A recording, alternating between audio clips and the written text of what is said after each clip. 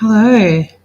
This is cool, like fishbowl thing happening. I did not do that intentionally. um, if you've been here before, you know that I am not that good with the technology, but here I am. Ask Me Anything the third. I've spread this across the questions across a few platforms this time. But I only got one question, so we'll get there eventually with a few more.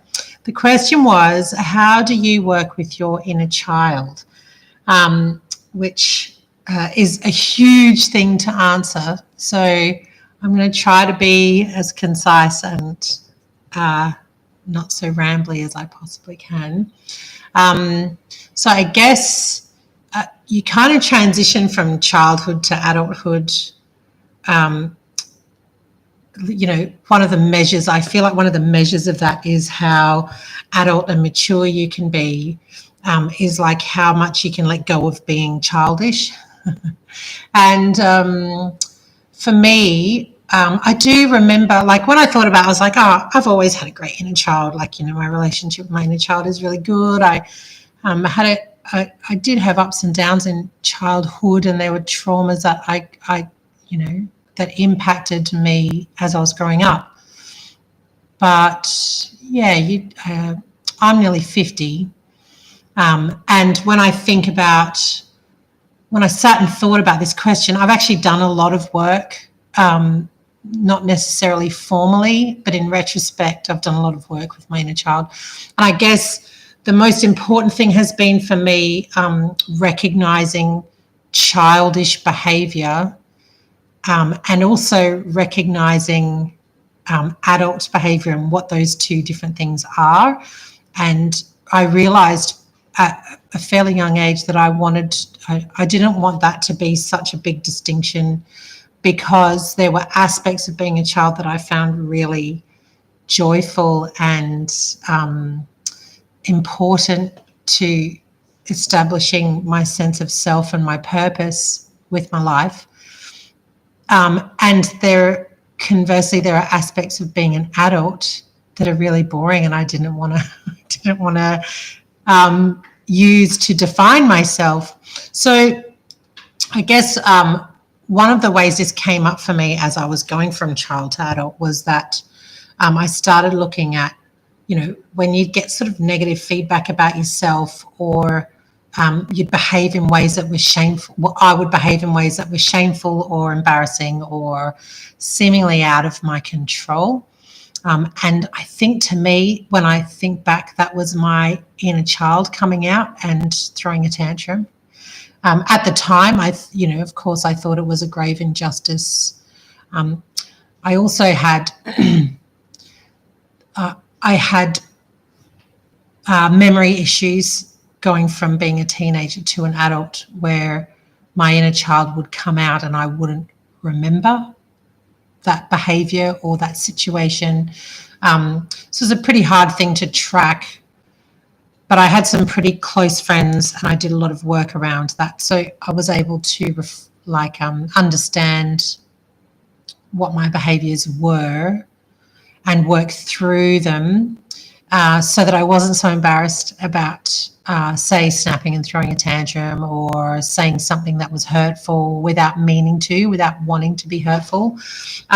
So yeah, whenever these things, and they could be feelings that would just come up, like feelings of jealousy. That was a big one I went through as a teenager, feeling really jealous and not realizing that I was actually not, that was my childlike response to admiring somebody or feeling like I wanted to get to know somebody and maybe look up to someone, that it was actually just jealousy. But anyway, when I recognized that there was this other thing at play that was coming out seemingly uncontrollable from my own inner self, I started, that's actually what got me into meditation, to be honest with you, creative visualization of going deeper into those times when I'd feel embarrassed or ashamed, like when I was losing memory of the way I was reacting in a situation, and actually meeting that part of myself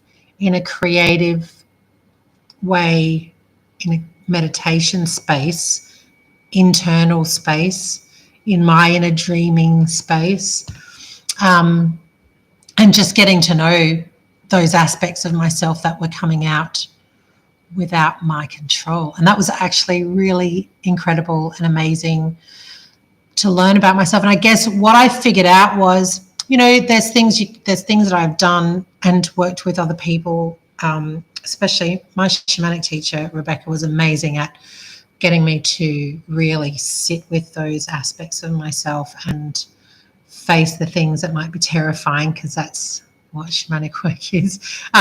But also, aside from all of that, just getting to know what that aspect of me, my inner child, found, like who they were, developing a relationship with that aspect of myself, and then learning from my child self, which is something that I really felt strongly about and was supported.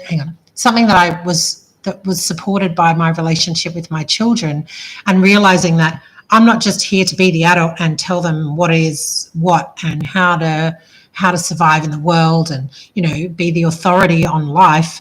I learned so much from my kids, and they taught me so much about, they reminded me what it's like to be a child, and taught me how they saw the world, what they had as their inner knowing. And that was really refreshing. And it also made me think, oh, well, this part of myself that's trying to survive in me as I'm growing up and being an adult, that part of me that's trying to survive is the part that I respect in my own children and what they are teaching me. So this really wonderful relationship that I built with my own inner child. And what I realized as well is that the things that my inner child found joyful and fun were heavily woven into what I perceive as an adult to be my purpose for being here. So, making potions and things, which I did when I was a kid and I loved doing, is now me learning about natural medicine and creating medicinal products from that information.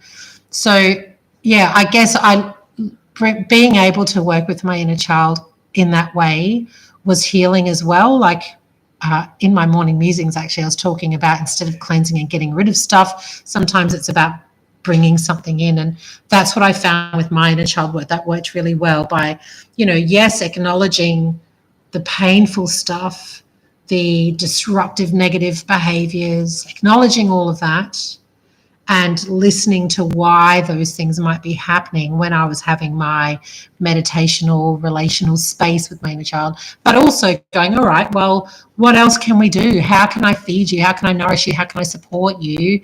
Grand. I will go out foraging and find plants and, brew them in oil and beeswax and make lovely, salves with them. Or, let's go and, I don't know, go for a walk and hang out with some ducks or some swans and spend a bunch of time just like forming a relationship with the swans and their babies. Like, these are activities that I do in honor of my inner child. And I feel like now, over the years of building that relationship, I don't need to, it's rare that my inner child will come up and throw a tantrum and cause disruption in my life. And I don't have memory blocks anymore where, I would be shutting out that kind of behavior for whatever reason. So, yeah, that's how I work with my inner child.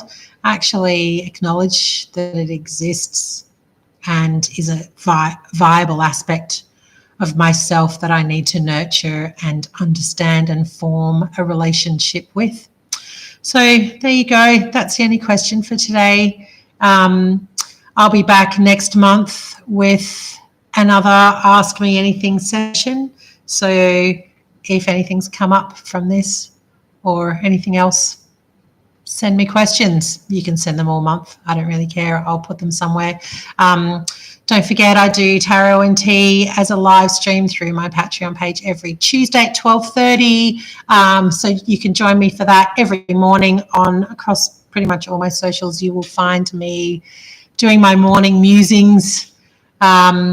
which I really enjoy the feedback that I get from that through private messages or comments. So get involved in that. I really just want to share who I am because I want to be meeting more people and letting my inner child try to heal the world and just get to know everyone. So anyway, happy day. See you next month for AMA. Mwah.